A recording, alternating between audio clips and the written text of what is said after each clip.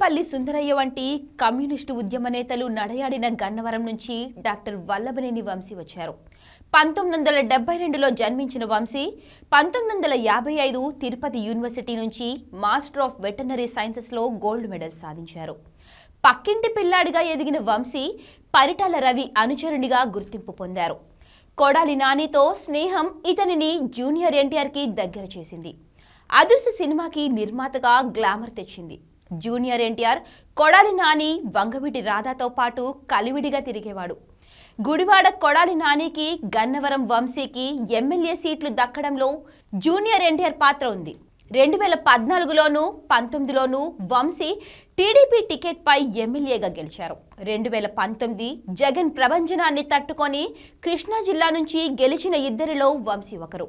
2019 ఎన్నికలలో YCP party గెలిచింది. జగన్ ముఖ్యమంత్రి, జగన్ కేబినెట్ లో కొడాలి నాని మంత్రి అయ్యారు. 2019 ఎన్నికల ముందు వంగవీటి రాధ జగన్ తో విభేదించి వైసీపీ నుంచి బయటకు వచ్చారు. కారణాలు ఏమైతేనేం వల్లభనేని వంశీ టీడీపీ పార్టీ వీడారు. కానీ అధికారికంగా వైసీపీ సభ్యత్వం లభించలేదు. చంద్రబాబు కుటుంబంపై కొడాలి నాని అనరాని మాటలతో నిప్పులు చెరుగుతూ దుర్భాషలాడడం ప్రారంభించారు. సరిగ్గా అదే సమయంలో వంశీపై అనర్హత ఓటు వేయాలని టీడీపీ స్పీకర్ని కోరింది. ఈ నేపథ్యంలో వంశీ బ్యాలెన్స్ తప్పాడు. ఎన్టీఆర్ కుమార్తె చంద్రబాబు సతీమణిపై అనుచిత వ్యాఖ్యలు చేశారు. వంశీ టీడీపీ వీడడంతో వైసీపీ నుంచి టీడీపీలో చేరిన యార్లగడ్డ వెంకటరావుకి అనుకూలంగా తాను టీడీపీలో చేరడమే కాక పలు గ్రామాలలోని వైసీపీ నాయకులను ప్రభావితం చేసే వంశీ రాకని నిరసిస్తూ వైసీపీకి రాజీనామా చేసి టీడీపీలో చేరేలా క్రియాశీలకంగా వ్యవహరిస్తున్న కాసరనేని రంగబాబుపై హత్యాయత్నం తలపెట్టారు. పోలీసులను లోబరుచుకొని ఆ హత్యాయత్నాన్ని చిన్నపాటి దొమ్మి కేసుగా మార్పించారు. కేసులు పెట్టించారు. లోకేష్ పాదయాత్రలో పాల్గొన్న చింతకాయల అయ్యన్న పాత్రుడు, దేవినేని ఉమా, బోండా ఉమా, కొనకళ్ళ నారాయణరావు, కొల్లు రవీంద్ర వంటి టీడీపీ నాయకులపై కేసులు పెట్టించారు. గన్నవరంలోని టీడీపీ కార్యాలయంపై దాడి చేసి ధ్వంసం చేశారు. ప్రతిగా టీడీపీ శ్రేణులపై పోలీసులతో కేసు పెట్టించారు. జాస్తి వెంకటేశ్వరరావు కార్యాలయాన్ని కూల్చివేశారు. టీడీపీ నాయకురాలు మూల్పూరు కళ్యాణిని దుర్భాషలాడారు.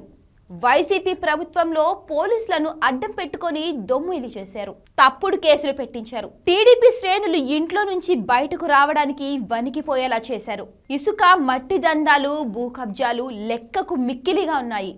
అరాచకాల చిట్టీల బుట్టని తెరవాలని, జైలులో వెయ్యాలని టీడీపీ శ్రేణులు ప్రతీకార జ్వాలతో రగిలిపోతున్నారు.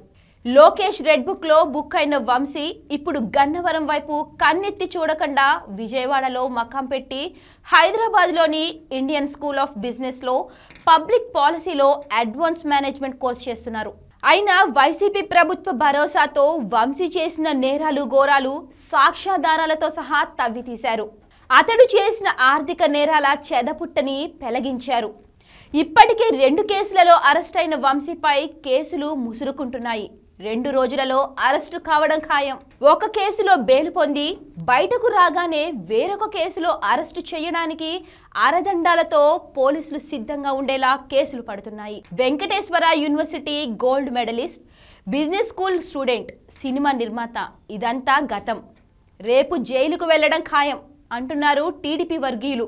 చట్టం ఎవరికీ చుట్టం కాదు.